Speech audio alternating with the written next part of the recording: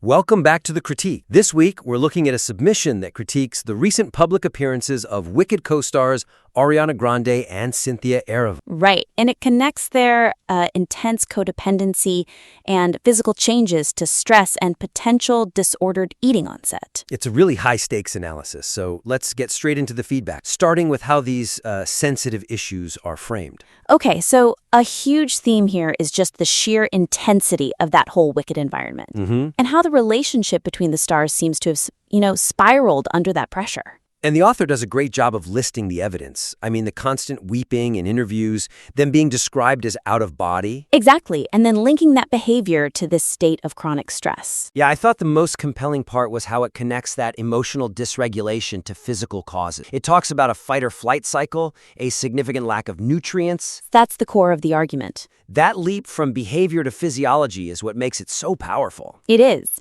but that leap is also where we find, I think, the first major area for improvement. You mean with the language? Yeah, it's about the language, the ethics, and just maintaining that rigorous objective feel. The argument is sharp, for sure, but I see what you mean. The tone sometimes feels like it crosses a line, and that could lose some readers who value, strict logic. To maximize credibility and impact, the high-stakes psychological conclusions must be framed as hypotheses derived from behavioral evidence, rather than medical declarations.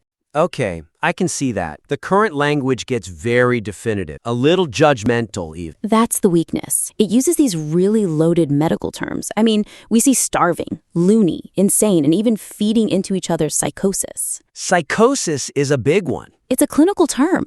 And when the author uses language that sounds like a diagnosis, especially with something as sensitive as an eating disorder, it kind of undermines the whole piece. It shifts the tone, right? From a concerned observer to a diagnostician. And that just makes it easier for a skeptical reader to dismiss it all as, sensationalism. I get the risk, but if you soften a word like psychosis, don't you lose some of the urgency? I mean, how do you keep that ethical distance without making it sound less severe? You maintain the force by replacing the sensationalism with specificity. The suggestion is to adjust the language to focus purely on the observed behavioral outcomes. Okay. The symptoms of chronic stress, of a nutritional deficit. You have to maintain that distance between the evidence and the diagnosis. So the evidence should be so vivid that the reader just draws the conclusion themselves. Exactly. The focus has to be on the system that created this environment, not on pinning a diagnosis on the individual. That's a high bar, but for a piece this serious, it feels necessary. So where's the best place to apply that? A perfect example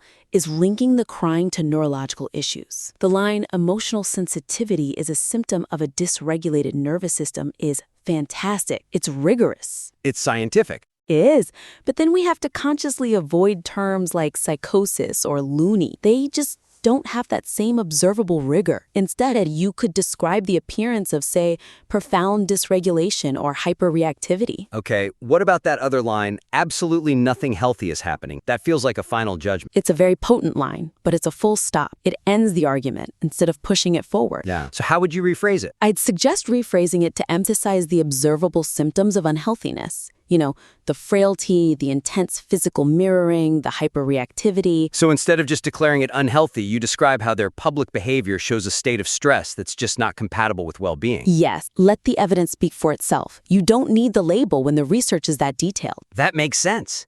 It keeps the force of the argument, but boosts the objectivity. And for this kind of critique, you can't give the audience an easy reason to tune out. Precisely. The language has to be impeccable. Okay, so shifting gears a bit, let's talk about another reason the audience might tune out, even with a perfect tone. And that's all about pacing. Right, the structure. This is the second major area for refinement. And structure is so important when you're dealing with something this high tension. I mean, we're talking about a potential health crisis. Maybe even, as the author says, culty dynamics.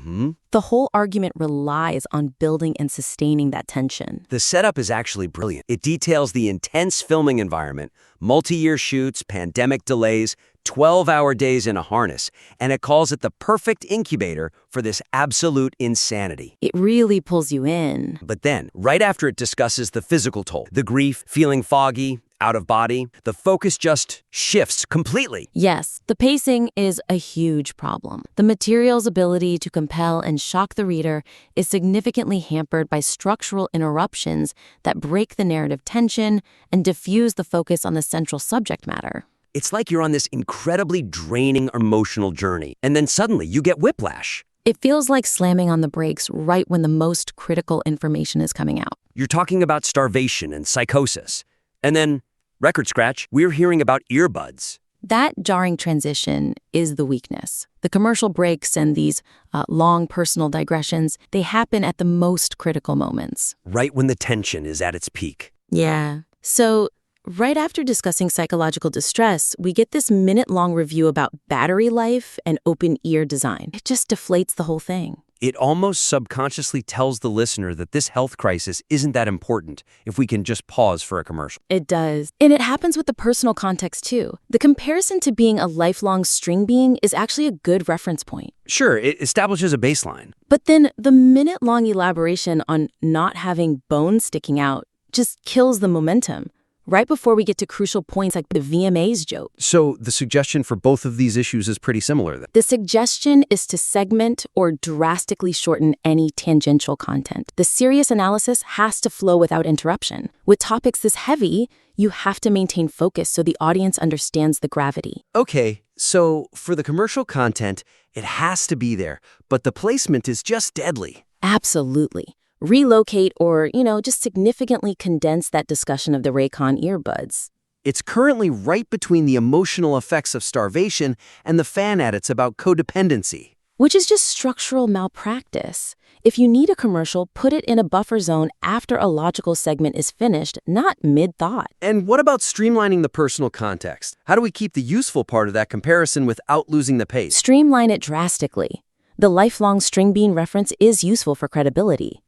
But it should be one sentence. Make the point, draw the comparison, and then move immediately into the analysis. Every second the momentum is lost is a second you're asking the listener to work harder to re-engage. It's clear the flow is just as important as the facts here, and that actually leads us perfectly into our final big critique. Okay. Strengthening the nuance by tackling the subject's own public defenses head-on. Yes, this is where a good critique becomes a great one. The material has this amazing web of evidence.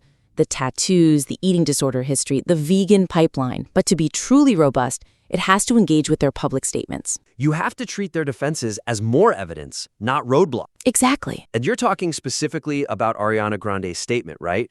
Where she said the heavier version of her people liked was when she was on antidepressants and drinking heavily? Right. Her unhealthiest version. It's a very powerful counter-narrative. It is. And the weakness here is that the material brings up this really strong counterpoint, but then just kind of lets it sit there, almost unchallenged. It leaves this huge logical gap. Yeah, if her current state is supposedly healthier because she's sober, then why are all these symptoms of emotional dysregulation and frailty so obvious? The argument gains substantial authority when it directly tackles and logically maneuvers past the subject's own public statements that aim to dismiss health concerns, turning potential counterarguments into supporting evidence. So you have to connect the dots for the reader. Precisely. The suggestion is to create a really explicit bridge. Link the current symptoms, the frailty, not being able to lift an award, the hyper-emotionality, link all of that back to her statement. So you basically ask the question, if this new physical state is about better health, how do these symptoms of chronic stress and nutritional deficit fit into that story? Yes. It forces the reader to see the contradiction, and it frames the symptoms not as a moral failing, but as a consequence of the extreme onset conditions. And what about the most speculative part, the whole culty vibe, vice group? How do we make that strong? That's where the most specific evidence has to come in. The author mentions 4 matching tattoos. For good, the poppy flowers. The ENG hearts, and a secret, intense one. And the director even said getting them was hardcore and intense. Okay. That is your primary evidence. 4 shared, ritualistic tattoos. That's way more persuasive for a culty vibes argument than just general talk about trauma bonding. It's concrete. That's a really specific detail. You can anchor the whole theory. And finally, what about the historical context? Agreed. I'd suggest a brief re-examination of that clip where Ariana's grandmother says she hasn't eaten anything all day. Right. You frame that as establishing a long-term context that complicates the current mind your business defense. It shows this isn't some new issue that just popped up on the Wicked set. It shows the author has done the homework and understands the complexity of it all, which makes the final argument much harder to refute. This is an incredibly strong foundation for a critique. The research is deep, and the observations are fascinating. It really is. I think with these adjustments, this piece could go from a really engaging speculative analysis to a truly robust, authoritative critical essay. So, to summarize the main takeaways. The primary areas for refinement are 1. Establishing a tone of rigorous ethical analysis by reframing speculation as hypothesis. 2. Tightening the structure to make sure the high-tension subject matter flows without getting interrupted by commercials or tangents. And 3. Strengthening the argument by directly addressing and maneuvering past the subject's public defenses. The actionable steps would be to focus on adjusting that emotionally charged diagnostic language, really smoothing out the transitions between points, and then leveraging that super-specific evidence, like the 4 tattoos and the grandmother's comment, to make the case unassailable. This material is so close to being a definitive critique on celebrity stress and body. We look forward to seeing the revisions and continuing this critique as the work evolves. Thank you for sharing your incredible material with us.